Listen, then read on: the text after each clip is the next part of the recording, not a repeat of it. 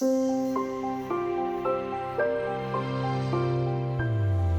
of the most common excuses for not investing more money on a regular basis is that we can't afford to. We simply don't have enough spare money. It's not just those on modest means who say it, we're all prone to spend more than we should. Financial author and speaker Jason Butler says in his experience, it's our everyday spending habits that are chiefly to blame.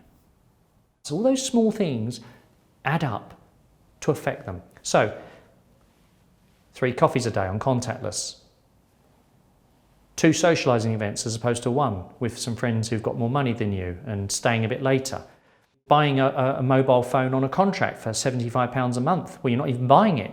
You're essentially you're borrowing to have that when you could probably buy a 6-month-old one second hand for a couple of £100 and a £10 a month SIM-only contract. It's these choices that people make and the habits they develop on a daily basis that all combine together that actually stops them being able to save. A good discipline is to commit to investing more whenever our income increases. In practice though, it's all too easy to justify spending that extra money on something else. People tend to spend more and they get pay rises, or if they get a bonus, or if they get an inheritance, they seem to sort of think they're worth it. They give themselves a story. So what I find is that people develop stories based on emotion and then use logic to justify their spending. Or they are in complete and utter denial about where their money goes. So developing strong, healthy and effective money habits and not denying yourself some spending on fun without the guilt, as I call it, that is the key. So it's whether it's the daily spending, whether it's your utility bill spending, whether it's the cost of your housing, they're all areas that are ripe for reducing spending or being smart about spending. So what if you are being smart about your spending and still want to invest more money? Your only option then, says Jason Butler, is to look at your income. People often don't look at their job and say to themselves, can I afford this job?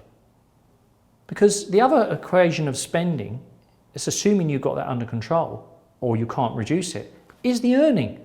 And a lot of people haven't actually thought to themselves, what job can I afford? In other words, what is my desired lifestyle, including making provision for my future self? And what is the right job for that? Forget whether you've got the ability or skill or capability to get that job. Work out what you need after tax to live a full life.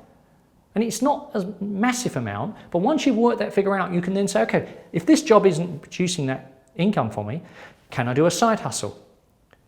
Is there another way of earning some additional income? Could I let out a room in my house? Could I upskill myself in my current role? I might like where I work, but do I need to go on a course? Do I need to get some more experience? Do I need to work a bit later and do extra projects? Or do I need to actually move job and go somewhere else? Putting enough money away regularly is essential if you want to be comfortable in retirement. Whatever it is that's stopping you doing that, you need to address it without delay.